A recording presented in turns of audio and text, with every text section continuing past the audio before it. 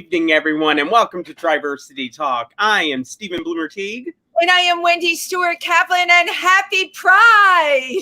Happy Pride! It is finally here. It's upon us, finally. I know. I think some people forget that, though. I went to the bank the other day, and I won't say which bank or anything, but they were asking me about my Pride flag, and they were like, we had up our Pride stuff for June. And I was like, well, you took it down already? We're not even at Pride yet. That's like pretty funny or pretty sad, no matter how you look at it. I'm here in the city. People are just raring to go. Coming out of the pandemic, I don't think any of us anticipated that we would even be celebrating Pride. I think we thought it would be just like it was, last year.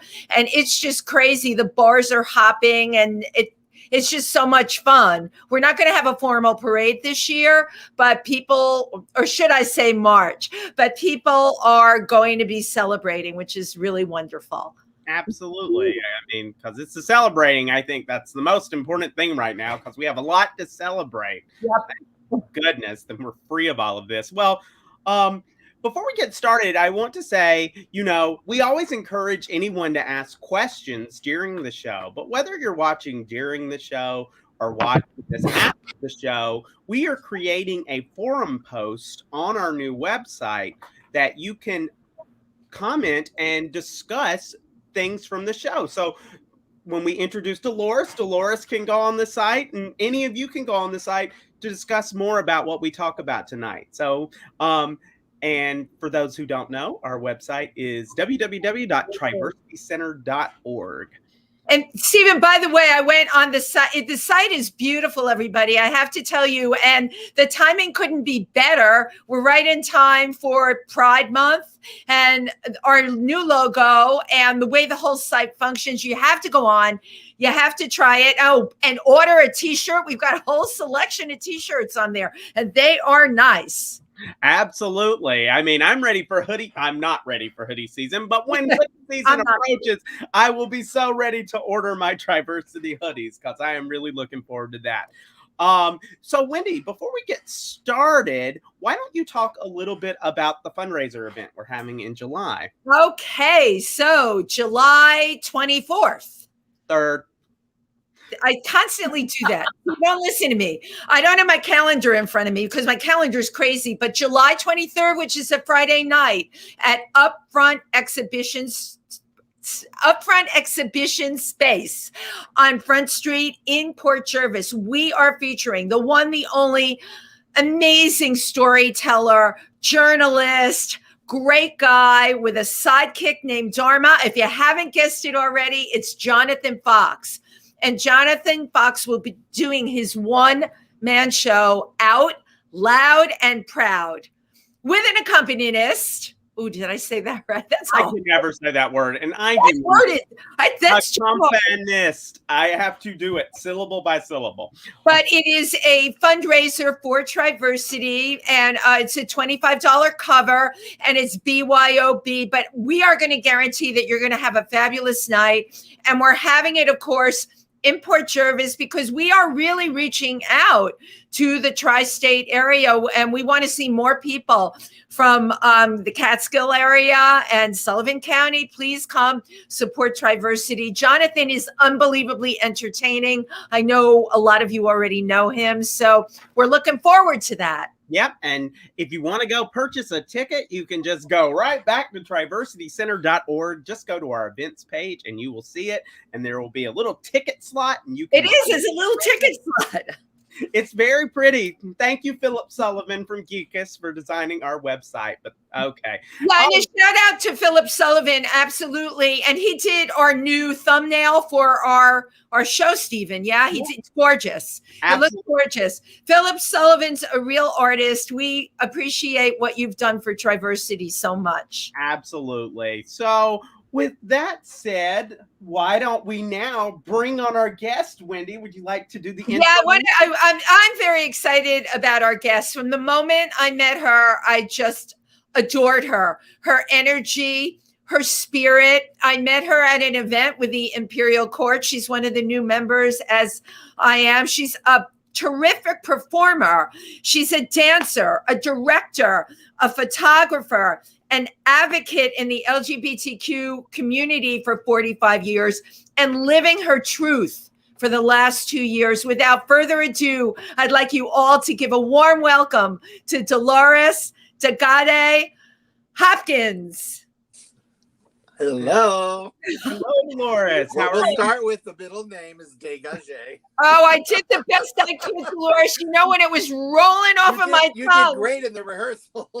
I was about to say, when you're under pressure, all bets are off. You know? Everybody knows one thing about me, Dolores, and it's in my films and everything. I screw up names. I just do. And it's like, yes, could you announce yourself for everybody? It's a beautiful name. Please go for it. Dolores Dégagé Hopkins. Dégagé, right. Dégagé. Where does dégagé come from? Dégagé is French word. It's from ballet. It's a ballet. It's the third thing you do at the bar. You do your pliés, your tendus, and then you follow with your dégagés. Okay. I've used that. Dolores Dégagé was my drag name for years and years. So.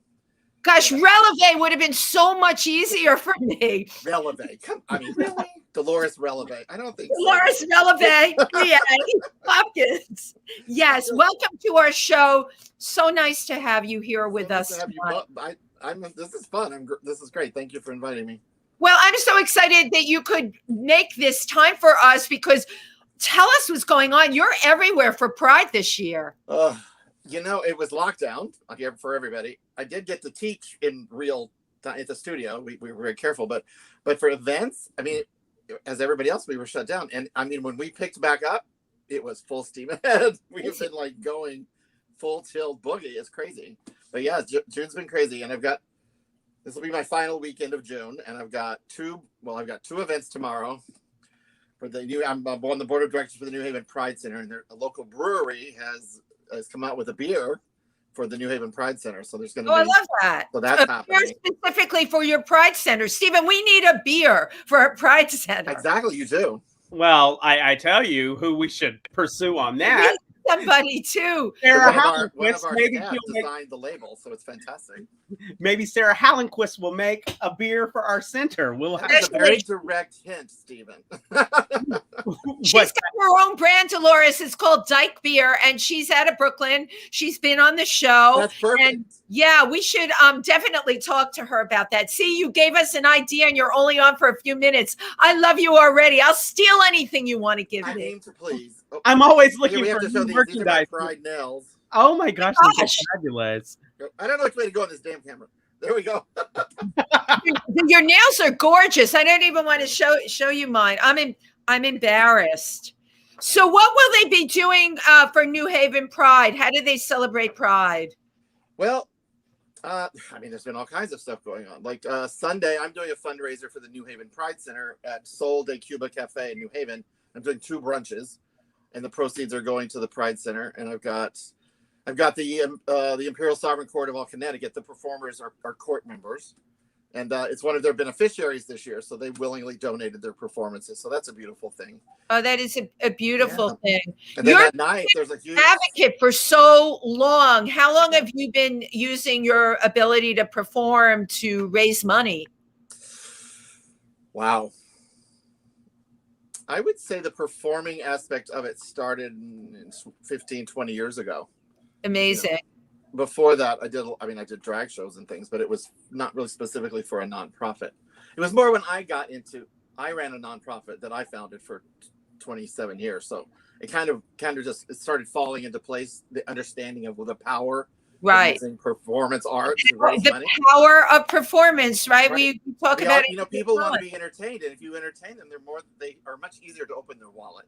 I agree. And the more drinks you ply them with, the deeper they'll dig. And you know it. What was your organization called? What was your non-for-profit? New England Ballet Company. It was based in Bridgeport, Connecticut. Wow. That's incredible. So your background, from what I know about you, I feel like the little I know about you and the everything I know about you, because you're that kind of person. Yeah. How did you get started in ballet? In high school, I loved musical theater, and my goal was to be a Broadway performer. And so they were like, well, you have to be able to dance a little bit, and you have to be able to sing a little bit, and you have to be able to act for sure. So it was like triple threat, right? So, and then they were like, well, I grew up in a small town in Texas, and you have to get rid of the Texas accent because you got to be able to control it. So I spent 2 years getting rid of it, and now I wish I had a little of it back. But if you get me mad, I'll diphthong. That text, what is it? A drawl? No, Steven, the South is a drawl. It's diphthong. It's a drawl. It's a diphthong. Drawl. It's like my father would go, Dolores. He would put, like, if there's an O, he'd put 5 O's. Dolores. Exactly. Dolores. Yeah. It's so funny. But I came out when I was 15 in a small town in Texas, and that was a long time ago. So that I got to stop there. That's really wild. Okay, because up in the Northeast here, everyone's got their coming out story, right? But I grew up in New York, and I tell people this all the time. I grew up in New York City. Most of my friends didn't even really come out; they were out. It was. Or you just lived out. They lived out. There was just. Right. Not anything anyone would think about. You just did it, right? Not in the Midwest and not in Texas. It was very different. Yeah. I mean, like when I came out I got outed. I didn't come out. I had to come out. How did you get outed? Well, you really want to hear this story? I want to hear this story. I was supposed to be at the homecoming dance, and I was out with a older gentleman. I'll just say that. And he pulled, and I had to show my face at the dance, or so that's where I was supposed to be. So I jumped out of his little Fiat over the top of it, being all cute, leaned over and kissed him with his beard, and turned around, and 4 school board members were standing right there, like 20 feet from me, saw me do this. And my father was on school board; he just wasn't there. Oh God, yeah, this was a big outing. Small town, and my mother was a school teacher in a small town. My father was the postmaster and on the school board. So I went in, and just I got to go home because they're going to call. That's just the South. They're going to call and tell my parents. So I got home and got them out of bed and sat them down and told them, and the phone rang. And I thought my father was going to kill me, and it turned out he defended me. And told them to. I heard him curse for the first time that night. He told them to effing mind their own business and hung up on them. Wow. And then my mother freaked out. She couldn't really deal with it. And they switched roles. Like my father became very nurturing for the rest of my life. And my mother has had a problem with it, for the last 45 years. Wow, that's a lot. Now, if we're going to me quickly fast forward 24 years, somehow she's okay with the transitioning. I'm not sure I understand. Well, Dolores is her sister's name, for one thing. She's talking to me again. She's written me letters. We've had great conversations. Since you decided to transition. Somehow me being female was better than me being gay male.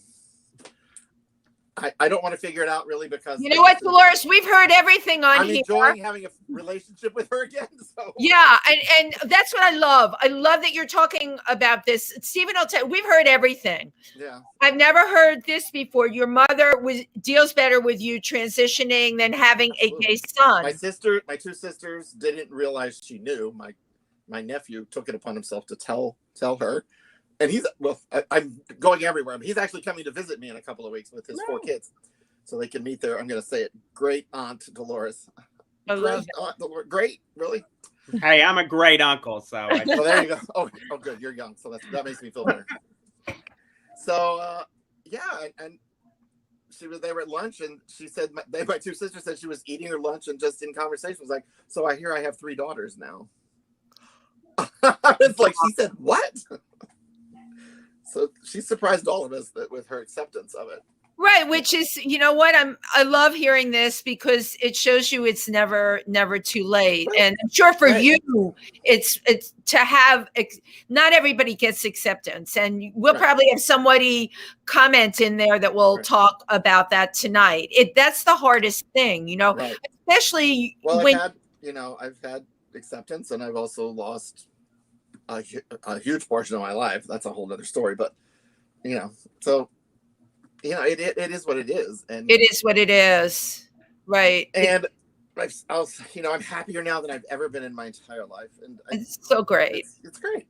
It's worth all of whatever's the negative that's happened. So for many years, once you came out, you lived your life as a gay man, and what was that like for you? My college, I was I was an activist. I was marching, and I was in Columbia, Missouri. Would have been 78, 79. So it was all still illegal. Everything about it was illegal. But there was that was a college town. I was in a small fine arts college, but the University of Missouri had started a club, and they wanted to just walk down Main Street holding hands. How fabulous! Just be able to hold hands, not do anything else. That was it. No big parade. Just make the statement that a man and a man could hold hands, and a woman could hold hands. And I remember being pelted with broken beer bottles, pelted to the point that we were all bloodied by the time we were done. And the police were there, and we thought, oh, they're here to protect. They weren't there to protect nothing. Us. Right. They were there. What year are we talking, Dolores? 78, maybe. Things were very different in the late 70s. Things were very, very different in the late 70s. Like I said, it was all basically illegal. Yeah. Yeah, especially in small towns like what you're describing. Right. I mean, so how did that affect, the laws didn't start changing for a long time. How did that affect you as an activist, being in, that just made me more determined. I was infuriated that they would take such offense at two guys holding hands. It was so innocent. Yeah, totally innocent. I mean, now look at our parades. Come on.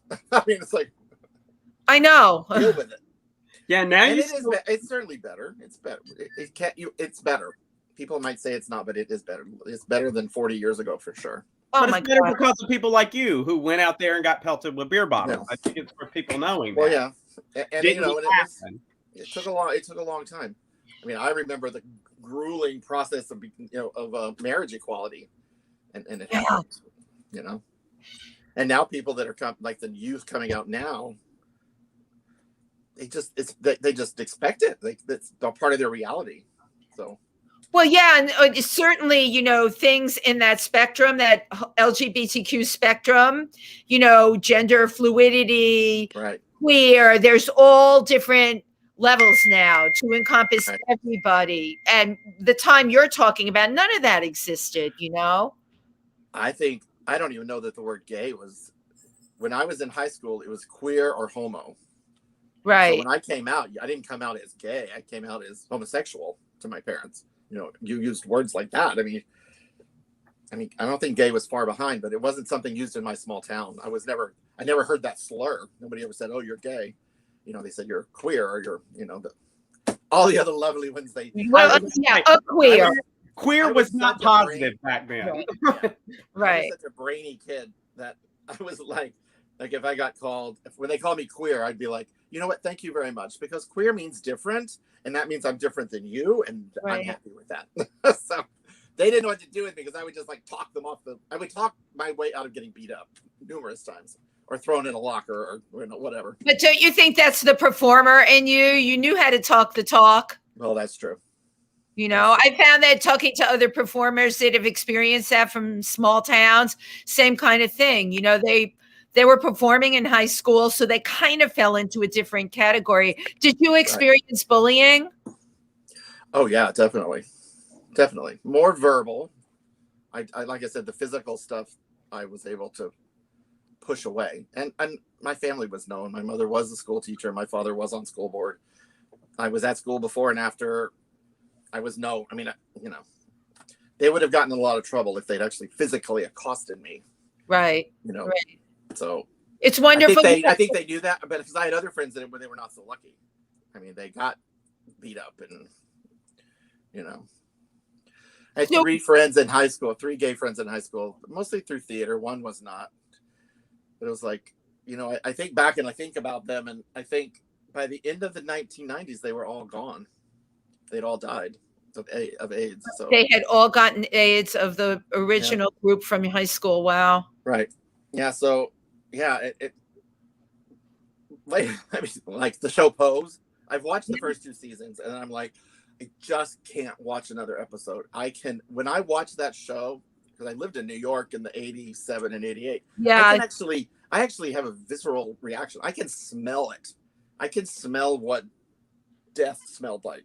Dolores, I would say it's the same for me. that is my world, and everybody I know watched Pose every season. Guess what? I couldn't watch it because I had such anxiety. Now I have heard since seen that the season 3 everybody gets a happy ending. So oh really? I might have to watch it for that purpose, because I was like, I can't watch them die. I can't watch them get killed off, or because it's so real. And then I've heard the happy ending. Well, I'd like to see that. So kudos for the writers for doing that. Yeah. I think Ryan Murphy realizes especially well how important it is for our community to have happy endings, because it's like when how long in motion pictures have we been the murderer, the murdered, always. I mean, and always. Especially when AIDS is involved, it always deals with death. Right. And it's great to have. So I was very happy when I read that, and I thought, okay, I can go back and watch it now, maybe. Thank you for sharing that, because now I will actually watch it. I'm the only person that you'll meet that I just couldn't do it. I got through part of it, and then I just had this reaction that was. I mean, I've lost 2 partners. One died of AIDS in the mid-'80s, and one died of cancer just 6 years ago. And when you've held 2 people that took their last breath in your arms, you just can't go there. You can't go there. A smell or anything can make you just because be there again. And it's taken me so much healing to even be able to just say what I just said and not be crying. Right? It takes a long time. You are such a survivor. I mean, things that the bio doesn't give you. This. Yeah, so Dolores, I'm curious. Okay, so we've got you in the small town in Texas. You go away to college. I guess that was the first time you left your town. Yes. The interesting story with college is my parents actually saved my life, because they had told me if I got straight A's for 12 years, my whole life, if you get straight A's for 12 years, you can pick any college you want.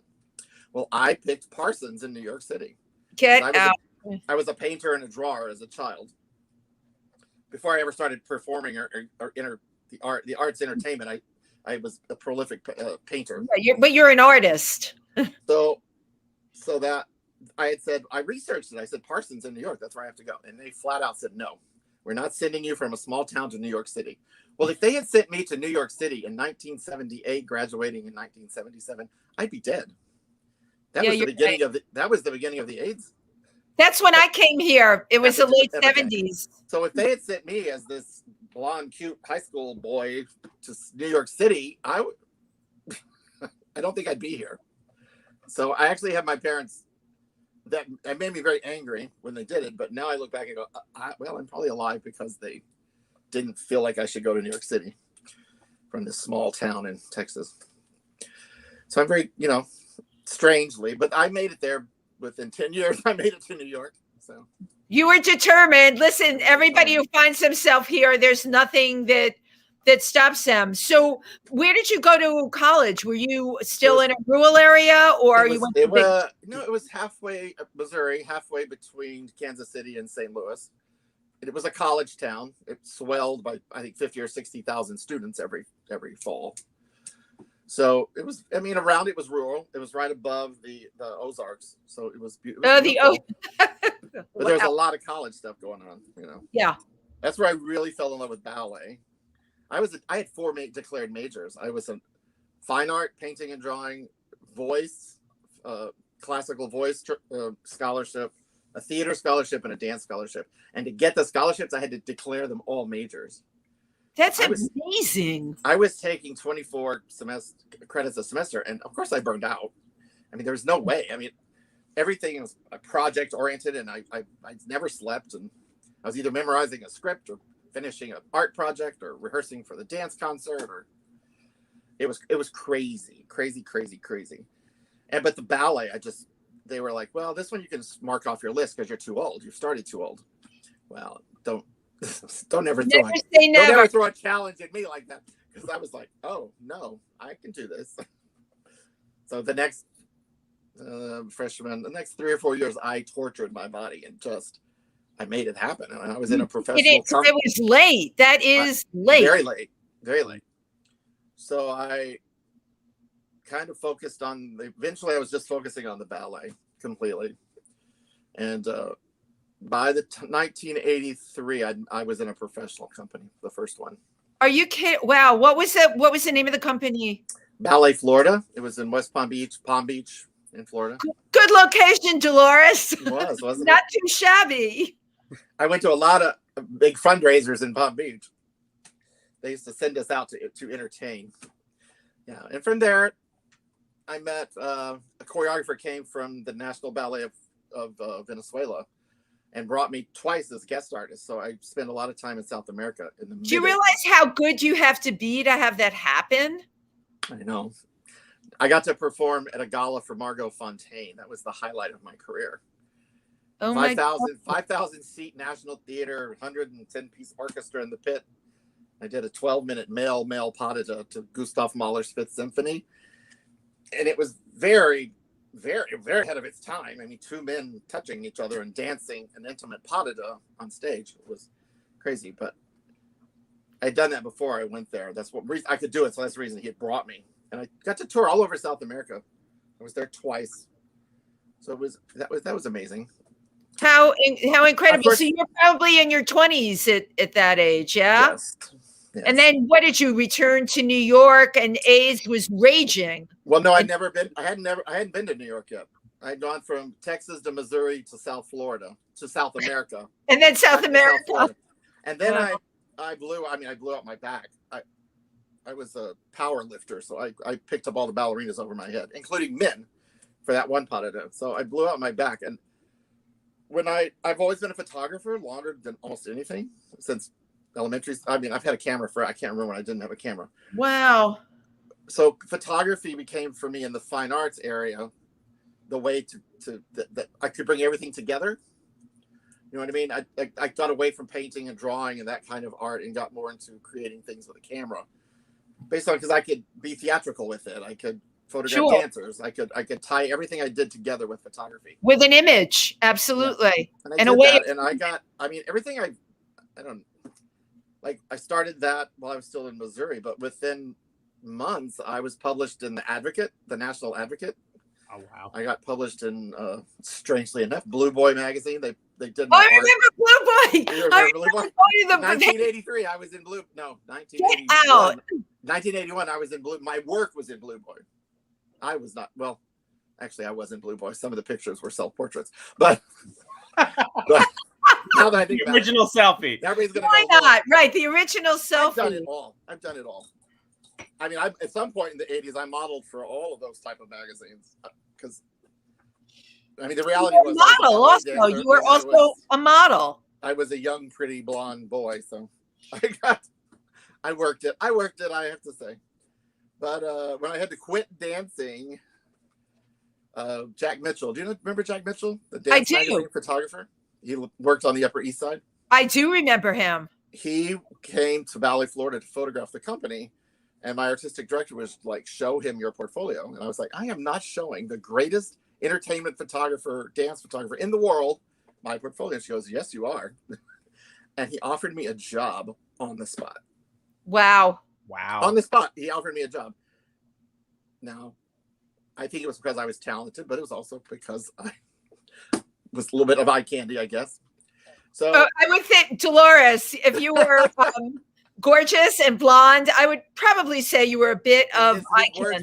He goes, my current assistant is moving to Paris to open his own studio. And I'm like, Paris, New York City, job on the Upper East Side. All these things are like, and I'd never been to New York City, ever. I had no idea. So then I was like, I don't know if I can do this. And then that same week I met someone who was down vacationing. It was a Broadway person. Needed headshots, and I was advertising to do headshots. And he came and got his headshots done, and we hit it off. And it was, we had a fun week. And by the end of the week, he asked me to move to New York to live with him on West 83rd. And you had a job. And I had no idea where West 83rd was. I had no idea what of the Upper East Side meant. And I had a place to live and a job offered in the same week.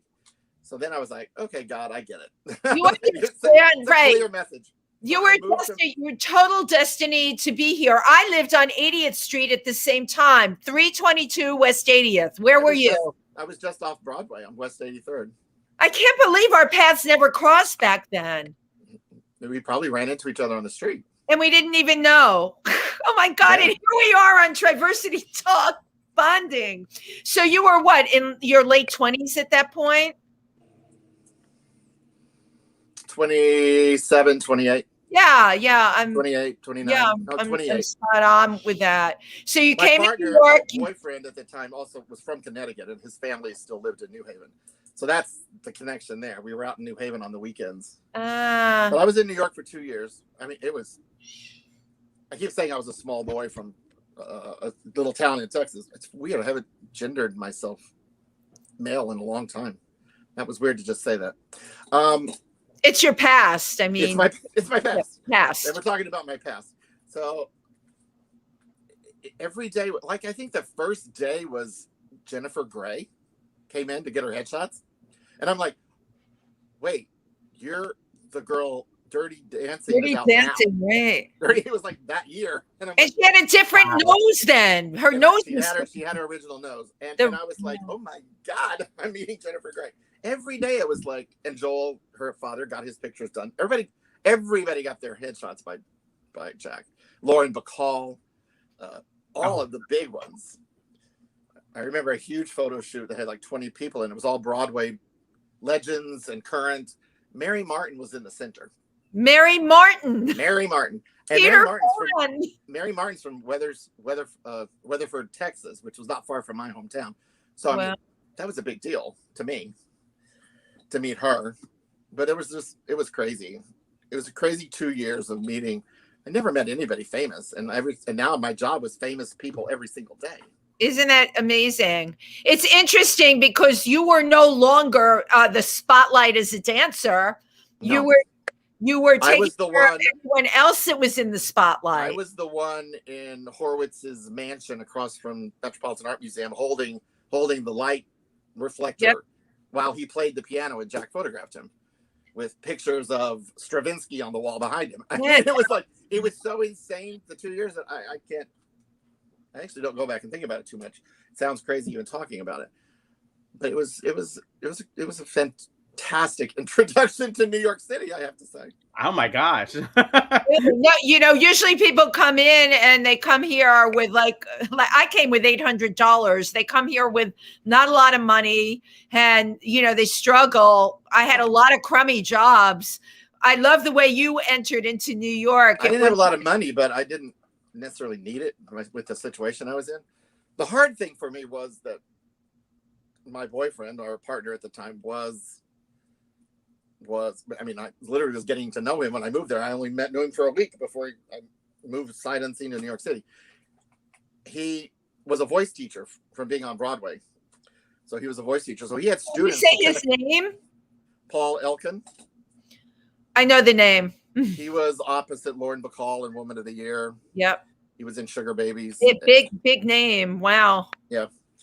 He was always up with the same roles for Mandy Patinkin, I think, because we used to run into Mandy on the street and they'd be like kind of cordial, but yeah, right. A little bit of competition. But it was a crazy time, but it was cool. Now you weren't doing drag back then, so I had done drag before I left Florida, but I was not doing it in New York City. Right. It became like an event thing. It became like a Halloween thing, like all drag queens, Yeah, you end up being asked to do a party or this or that. I didn't really come back to it for a few years where I was performing, and I got mostly asked to hostess things, to host something because I could talk. Obviously, I can talk. You can talk, Dolores. I have the gift of gab. So. I was like, I could see it. Yeah. Yes. I'm sorry. I'm going to be quiet. You two talk. No. I want you to talk. We want to hear about your life, I would want you to host something. Absolutely. So yeah. I've done a lot of hosts. I mean, the mayor of Bridgeport asked me to host an event at Trevi Lounge, which is the gay bar in Fairfield, Connecticut, for his run for governor. So I love that. I hosted this big drag event at Trevi, and interestingly enough, he was pretty much the only candidate that got on the front page of the paper because he was surrounded by all these drag queens, which of course made great press. Yeah. He ultimately didn't. I don't think he got win. to run. No. But it was, I was like, okay, this is nuts. I'm like doing, I don't know. It was, it's been things like that. I've been the host of the variety show for Greater Bridgeport Pride the last few years. And I'm doing that again. That's July 30th. At the Bijou Theater, downtown Bridgeport. The Bijou in downtown Bridgeport. So I want to go back to New York because that was a very interesting time in New York. We're in the 80s now, right? Oh. And it was a like painful I said, time. It was visceral. You could almost, the fear was palatable. You could feel it in the streets. I remember walking along Christopher Street during that time. You could actually feel the death in the streets. But like what I was saying about my partner was I couldn't go home till 10 o'clock. I got out of work at 4. So I had to kill a lot of time from 4 o'clock till 10 o'clock, Monday through Friday in New York City. So, I mean, I got to explore a lot of things. I almost always went straight to the Metropolitan Art Museum until they threw me out. Right. It was right there. It was right where I was going to cross the park. But, it was, I mean, I don't know. New York was crazy in the 80s. Do you remember going to the Saint?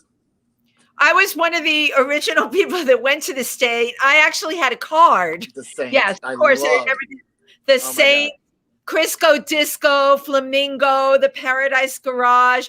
I mean, it was. What was the underground one that was like? What was that called? Remember the underground one? It was like in a. It's almost like the tunnel. The tunnel. Yeah. My God, Dolores, I remember all of them. But, I've said this to friends of mine that were 10 years behind us. Their New York experience was totally different than ours because by the time the late 80s rolled around, I was so burnt out on AIDS. I didn't want to go to a club or a bar. And I have friends that were, still partying then. Again, they were the next generation. They didn't get sick. They were that much more careful, but I couldn't look at a bar. I didn't want to go anywhere. All right. I was very, very, very, very lucky. And I did not contract HIV during that time. Right. You were very, very lucky. Now, your partner that you were with at that time, he did contract HIV. No. That was later in life. It was later. No, neither of us did. You were, which is a miracle. Even back into the Florida years when I was dancing, I slept with the same. Listen to me talking about my. Here we go. I had the same partner. Steven, here comes the juicy parts. I had the same partners in common with many people that did contract HIV. Why didn't I contract HIV? Right. I don't know. It wasn't like. There wasn't like use a condom back then in the late 70s, early 80s. Nobody was using condoms back then. It took a while for them to figure that out. Right. That this was a sexually transmitted disease. So I was very lucky. I was very lucky to not contract that then. I did eventually contract it. And then unfortunately had a doctor who was a quack. And I, over a course of 4 years, had 2 missed tests. Oh my gosh. So by the time... In a time when this shouldn't happen, in a time when you should be able to find it out easily, get tested easily, get, your insurance straightened out and get on medication and you're fine. You didn't have any of that happen. I didn't have that happen. I got so sick. I had 2 tests. So and my partner at the time is the one that passed away of cancer was like, you have HIV. And I'm like, I don't. Here's 2 test results. I don't. What is this? I can't. I became so sick. And finally, he insisted he take me to the Hartford Health Collective, and I found out in 20 minutes, whereas it took my doctor 2 weeks to ever get her test result back. In 20 minutes, I found out that I was HIV positive. I'm so confused. How did that happen? Was there any explanation? My partner was HIV. How did the testing? No, how did the test? Yeah. I don't know. He disappeared into the night. I don't know if he was sending them I don't know what he was doing. I don't know why I couldn't even find him to sue him. I mean, it was like wow. I'm curious, Dolores, I trusted my life in your hands, and you. And by that point, I was an HIV activist. I was involved with. But then you find you were an HIV activist, thinking that you were fine, and then you find out you have HIV. Was this? God, what a quack of a year. What year was this? This would have been the beginning of that 16 years ago, 20 years ago. 20 years ago, we're already knee deep into having the cocktails. I mean, yeah, absolutely. No, that is I should not have gotten unbelievable. sick. And unfortunately, I was sick long enough. And then I had to wait. Insurances were bad at the time. They were. And I was told, do not divulge this information until you've got insurance, because I didn't have any medical insurance. Right. So that took another 4 months. And by 4 months later, I was in the hospital with, I think, 33 T cells. I was on death's door. In 2000, we are talking around 2000, Dolores, then, right? Yeah, it should not have happened. That is just crazy. And my fault for not being, I mean, I knew the symptoms. I should have, but I was like, I have 2 test results. Bullshit, not what it is. Your fault. Yeah. Somebody tell me what's wrong with me. Why am I, you go into decline. Why is my health declining? Right. So I ended up in the hospital, and then I thought, I thought that was the end. I was 4 very, very sick days, and they managed to pull it back. But by that time they could pull you back. Had that happened 10 years earlier, no. I mean, you would forget it. It would run into KS or PCP pneumonia. Never. Now I've been undetectable for years. Right. Which means, U equals U. It's undetectable is untransmittable. And, I'm very much, there's an organization in New Haven that was APNH. It was originally AIDS Project New Haven. Now they've changed that to a place to nourish your health. I've been involved with them for many years as a client. And then I was on their board for a while. I was on 6 nonprofit boards at one time. I definitely was an overachiever. Yeah, but when my partner got cancer, I quit all of them to manage the cancer. That's what you had to. Yeah. It became very necessary. But I've been very, very involved with APNH still. The brunch I'm doing this Sunday is a fundraiser for the New Haven Pride Center, and the brunch in July 25th is a fundraiser for APNH, a place to nourish your health. Dolores, when you go deep inside yourself, what is the reason it's so important to you to give back? I'm so impressed with the amount that you give. I think it has something to do with how many of my friends died. Yeah. I lost a partner in the 80s to AIDS that, I then had the great love of my life. I mean, we were wildly involved with it. It was Sassy Saltimbocca was her name. And she was transitioning at the end of life. Her focus became transition before she died. And I kind of, it was a hard 10 years. That's hard. And there were issues all along. I mean, when born a hemophiliac, contracted HIV as like an under 10-year-old from the Red Cross blood supply. One of the first diagnosed in the country. Wow. But managed to live. Was in a hate crime and had a crippled foot. Ended up having when they were with me, they'd never been with anybody. She said that she trusted enough to have the surgery she needed. So she, had an amputation, got a high heel foot, got back to drag, had a hip replacement. She could dance again. Got back to drag. She was quite the sensation. You'll have to look up some of her videos. She was a phenomenal performer. Yeah, when we finish this, if you can send me the links, I would love. I will. Sassy Saltimbocca. A lot of the New York court knew her. We used to go. We were members of the Connecticut court. We used to go to Night of 1,000 Gowns. Right, it's an amazing event that the court has. She was in Paprika Swirl, either Step Up or Step Down. I can't remember, and we were so excited about it. Wow. Go ahead. Sorry, Dolores, but I wanted to pop in. We have a question. Oh, cool. Absolutely. From Simone Krauss, also from TriVersity, the Pride Center, because I don't think Simone had switched over to her account yet. But it is, so this is going to be 2-parter. How different did you find it coming out trans in today's world compared to coming out as gay years ago? Do you find more prejudices now or then? This is a good question. And there's several parts to it. Coming out trans for me, my transitioning story is interesting because if we'd had the language when I came out, I would have probably chose non-binary 45 years ago. Wow. because 2 years ago my life really fell apart, and it turned out. I'm gonna jump around here. It's fine. When Sassy died, I went into this depression that I don't remember the year after. I have very few memories of the year after, and they started coming back a little bit, but I didn't realize over the course of the next 4 or 5 years, which is recent, the last 4, from 2015 till 2019, I pretty much lost the ability to read and comprehend what I was reading.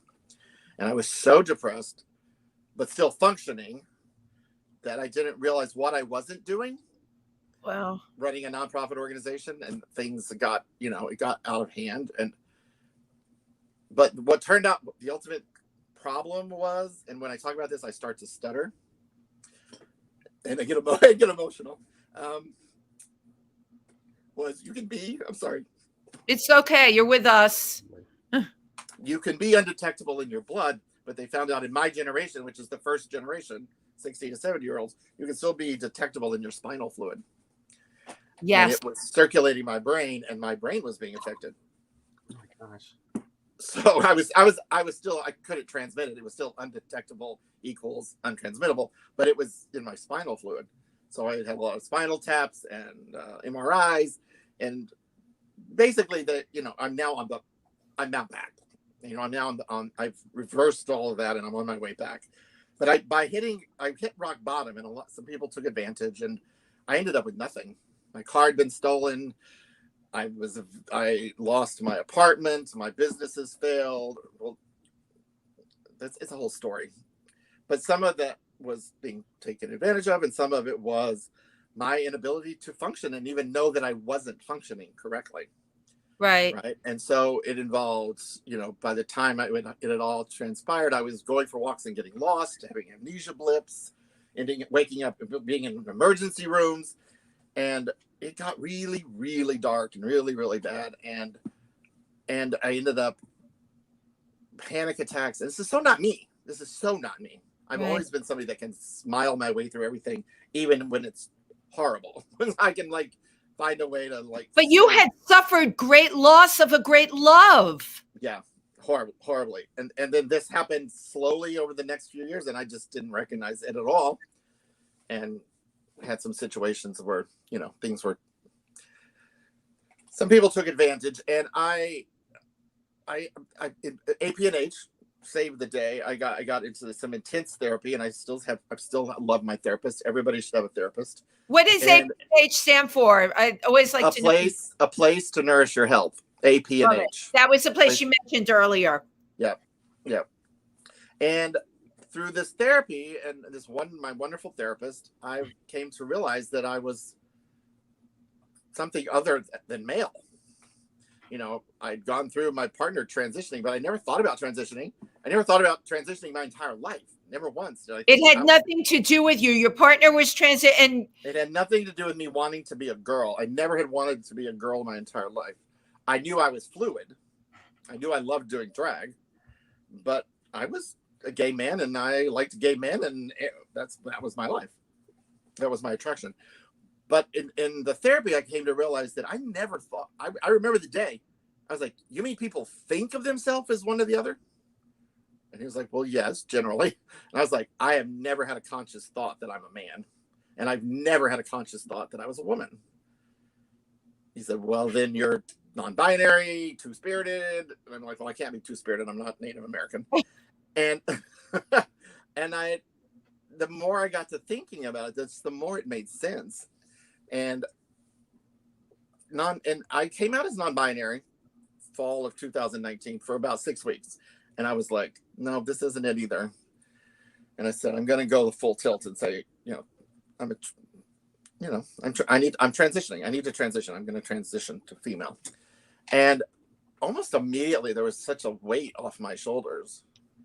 That's really interesting. What is interesting that nothing had come before. There was no feeling about being born into the wrong body. There was no other than drag. There wasn't any feminine identification. I always was fluid. I was always the little flamboyance. You know, I was always pegged for gay. You know, nobody ever. Always. I hear that. Always. So, and I didn't mind that. I kind of like, I lived it up. I didn't try to make people think otherwise. It was part of my being an activist. I was like, I don't have to act differently for you. I don't need to walk differently for you. I don't need to try to talk differently for you. This is who I am. Deal with it. So ultimately, who I am is who you see now. And I'm who I am. I am now being who I am. And it feels that way. And I didn't realize until I made that decision and started presenting female every day that, well, it's actually, I did an episode on Bravo where I had to be Dolores Dégagé 3 days in a row at a campsite in Connecticut. And I couldn't, I was brought there to be Dolores the whole all like 24 hours a day for 3 days. And that's the first time I ever did that. And by the end of that weekend, and I came home, I was like, I'm never going back. I had 3 of the most glorious days. Glorious days. Glorious days. And I didn't realize until that Monday when I woke up and I knew I was going to be Dolores from then on. I woke up happy. Truly glad to open my eyes and be awake. And I realized I had never, ever experienced that in my entire life. Wow. My baseline was sad. And I didn't realize it because it had always been my baseline. You know, I had happiness, great happiness. I always was high-spirited, and I'm always my mantra has been love and optimism for years and years and years. I've said love and optimism. Of course. Love and optimism is going to get you through anything you need it to get you through. You know, and accepting less is I just never did. But at the same time, like for the last 2 years, I've woken up I'm glad I woke up, and I didn't realize I had never felt that way before until I was feeling it.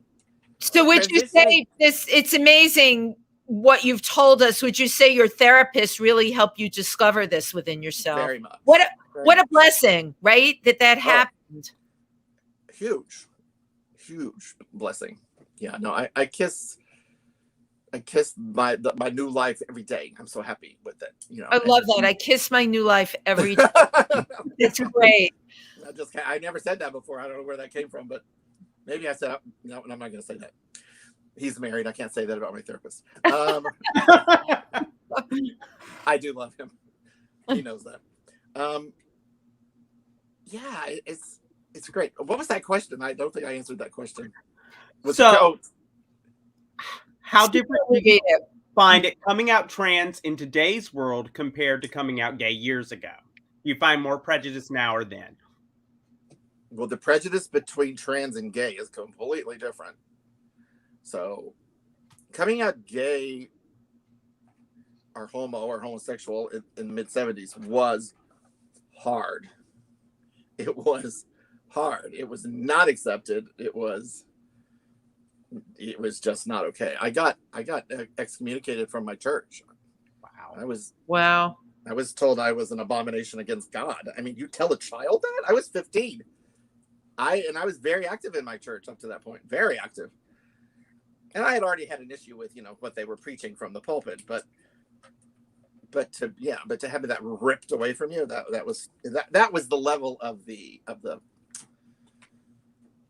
prejudice against it at that point in time. Well, like I told you, the broken beer bottle, and certainly this was less than 10 years after Stonewall. That was 1969.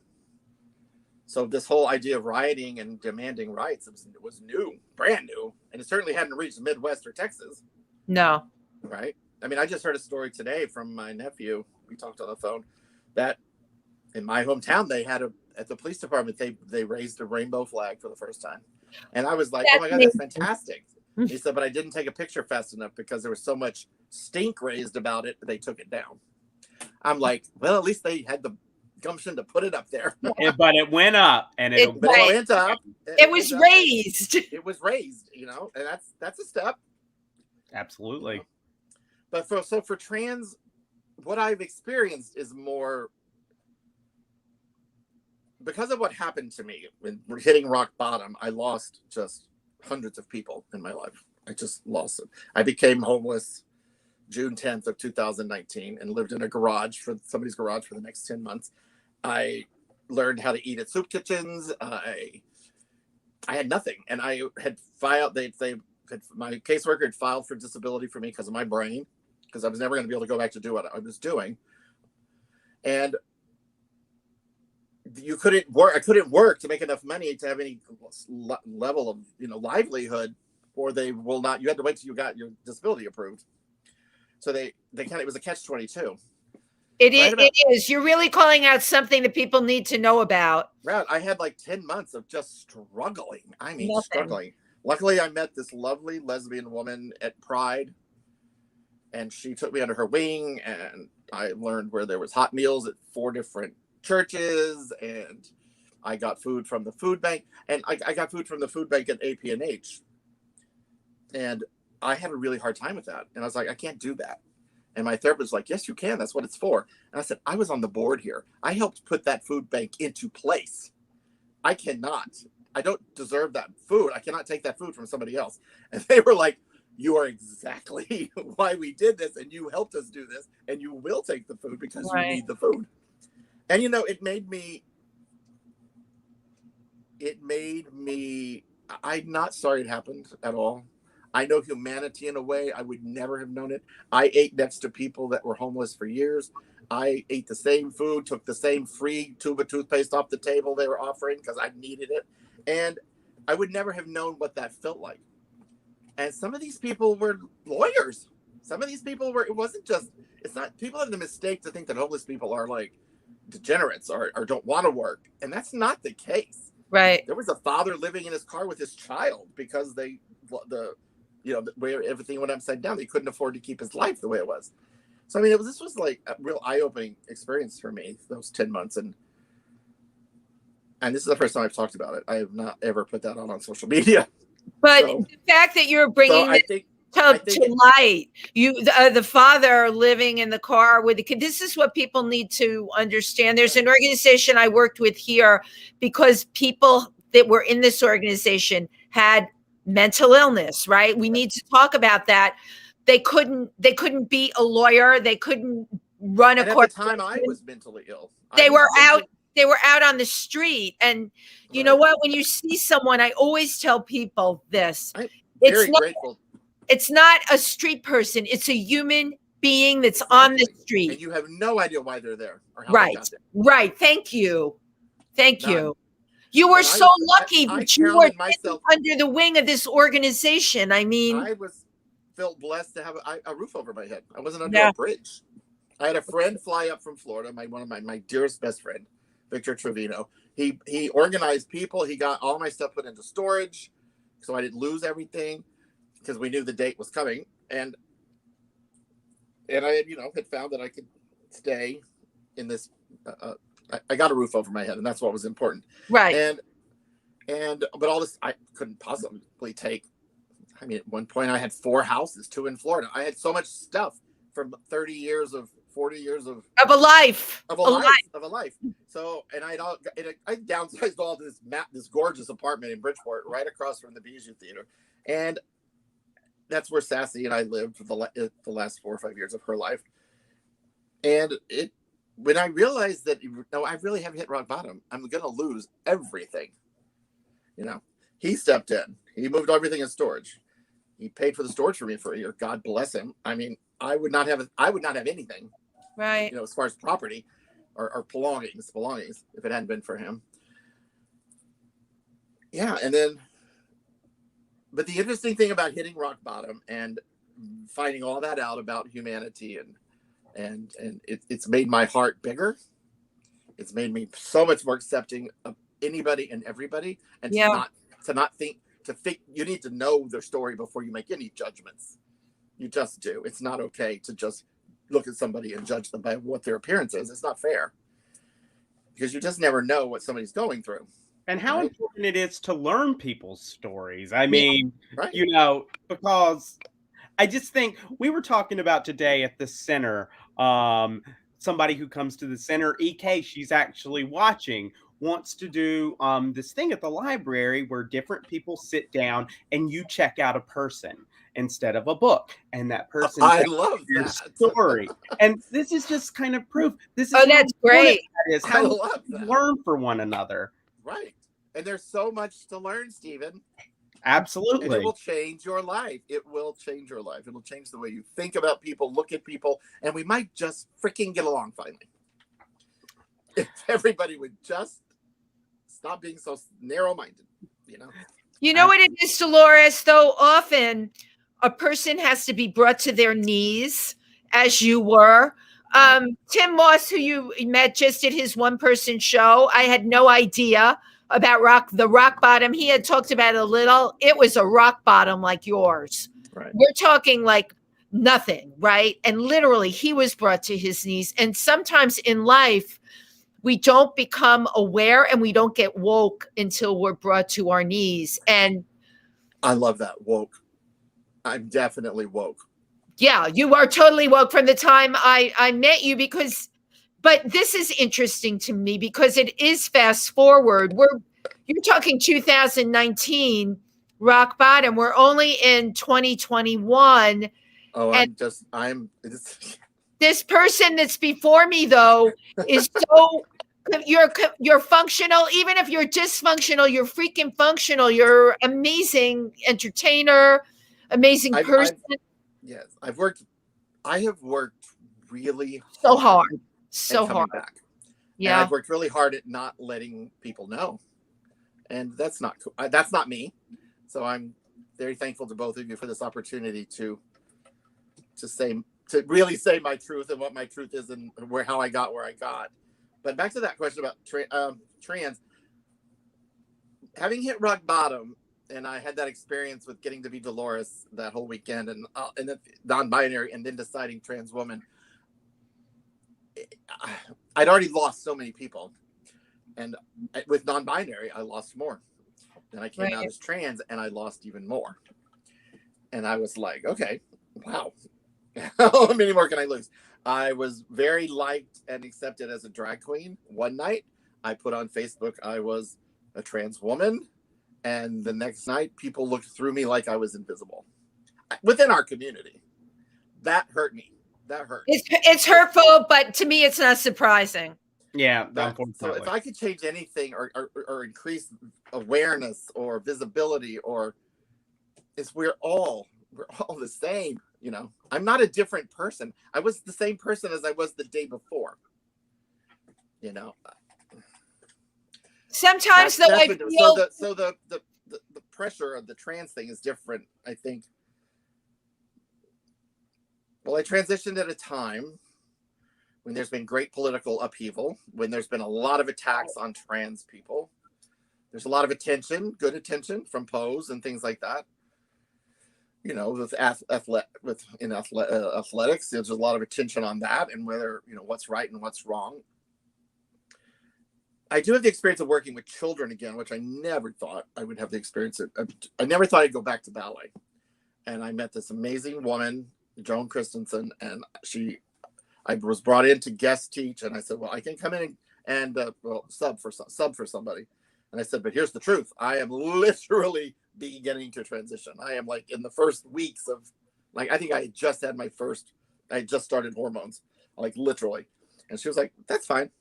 That's fine. I don't have a problem with that. We're very inclusive here. I was like, okay. Because I had just gotten a job teaching for 3 months and I got fired from it because the transition, I was very fluid, but then I started transitioning and I got fired. Well, you're bringing up the kinds of things that happen. And I had never, it was my first time in my entire life. I reached the age of 60 with never being fired. So I was like, well, this is a new experience. And that, you know, but that brought me where I came next, which was to the Joan Lynn Dance Company in Hamden, and they have been just phenomenal. There's never been a single instance of a problem. You know, the children have accepted me. I am Miss Dee Dee to them. They love me. I love them. I love it. You know, Miss Dee Dee. I love it. I am Miss Dee Dee. Capital D-E-E, capital D-E-E. Miss Dee Dee, which is fun. I have another friend that calls me Miss D, which is fun. So I answer to any of it. You have, my God, look at where you are now. What a story of inspiration. Absolutely. And that's been fantastic. And I've had 2 different students come out to me, different things, and it's been wonderful. And the kids now, I call them kids, it's probably not even, that's not fair. The young people today, they have the language that we never had. They have the approval. They have a club in their high school. They have much more support. They have they see it on television all the time. It's all over TikTok. It's all over Instagram. It's all over. Well, they're not on Facebook because that's for old people. But well, come on, Dolores. We love Facebook. I don't know how I'd live without it. Look at me using this thing like it's a mirror. I'm trying not to look at myself, but look up at the camera. Well, I have to say, I mean, on the language aspect, I mean, how important language is, because we didn't have these terms, and to express them means you can identify and that you can choose and pick. You can pick and choose. You can be, like I'm saying I'm a non-binary queer trans woman. Well, I immediately had people like, no, you can't do that. You can't be non-binary and a woman. They're two different. I was like, I can be anything I want to be. And you said trans woman. You're a non-binary trans woman. That is fine. Supposedly non-binary means you're neither man nor woman. And I'm like, you know what? You don't get to messenger me privately and argue with me on what I posted. Right. At least they message you privately. And it might change tomorrow for all I know. And I have the right to do that too. And guess what, Dolores? At the end of the day, it's your truth. We're talking about your truth. I actually spoke with my therapist about it because it upset me. And he said, well, perhaps the right, we came up with maybe the correct thing would be non-binary, queer, trans, feminine. Because I enjoy presenting female. Right. So even if I was just non-binary, I'd still present female. I still enjoy it. I love it. I love everything about it. So it's my place of happiness, and it's just what it is.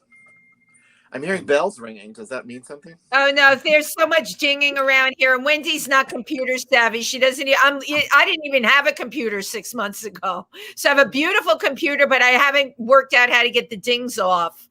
So there you go. I got a new computer. I'm sitting right next to a new computer. You said you were sitting, but you haven't used it yet. You're on an iPad. I'm still on the iPad. Dolores, what can we expect to hear about next with you? What are some of your upcoming things? I know you're doing Christmas in July at Industry. I am. And that'll be my first Imperial time Court. I am too. It's very exciting to perform at Stonewall. Yeah. Oh my gosh.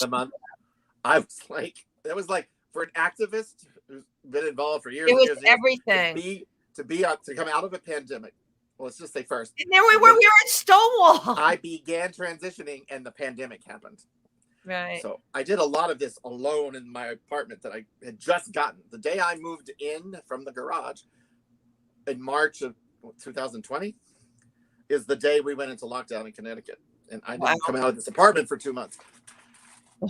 But so it was very strange. And so it's all been like this whole awakening in the month of June has been crazy. But for that big performance to come out on that stage in Stonewall and be who I am now, that was my first time. I didn't realize that. It was really fabulous. And you filled that stage. I know it's little, but you filled the room with your spirit. It was very obvious. I thought you were going to explode on that stage. You know, when we got there an hour and 10 minutes late, and I walked straight up the stairs and onto the stage. Wow. Michael Perez pushed me right out on the stage. I'm like, there you go. It's showtime, Dolores. I have to at least change my shoes. And Mark has to get his saxophone out of the case. So you got to wait. You got to give me a second. So what we'll do to everybody watching is we'll include, I mean, we're a little over time now, but we'll include a link on our website to the performance on YouTube. And so that can also be part of our topic of discussion on our community forum online. So for things coming up, I've got these brunches happening. I've got Bridgeport Pride coming up. I've got the court things that you talked about. You know, it's all very exciting. I'm very excited about all of it. So. Me too. I can't wait to see you perform more. I can't wait to work with you more. You know, you inspire me. I'm sure you inspired Steven, and you inspired everybody watching here tonight. Your story is a story that has to be told. And my thing would be to everybody is just live your truth. That's it. You're going to be happier if you live your truth. And let the pieces fall where they'll fall. And you will find your advocates, find the people that support you. You know, Mine are trickling back a little bit now. Every now Good. and I've gained some new. I've gained the ones that I've gained that are new are so strong in my life. Right. You know, it's a beautiful thing. If you live your truth and I'm real. I'm just you real. I am so real. And I can just say it, live your truth. It's going to change. It's going to change your life for the better if you'll just live your truth. I love it. And I know some places you can't still, but if you can. Right. Yeah, exactly. If and you fight the can good fight. Let's fight the good fight and get this better. Right. Absolutely. Well, we have well, gone over. I'm sorry. I do talk. Oh, please. No, I am glad. Yes, Dolores. Thank you so much for what you gave us. We'll have to have a part two sometime.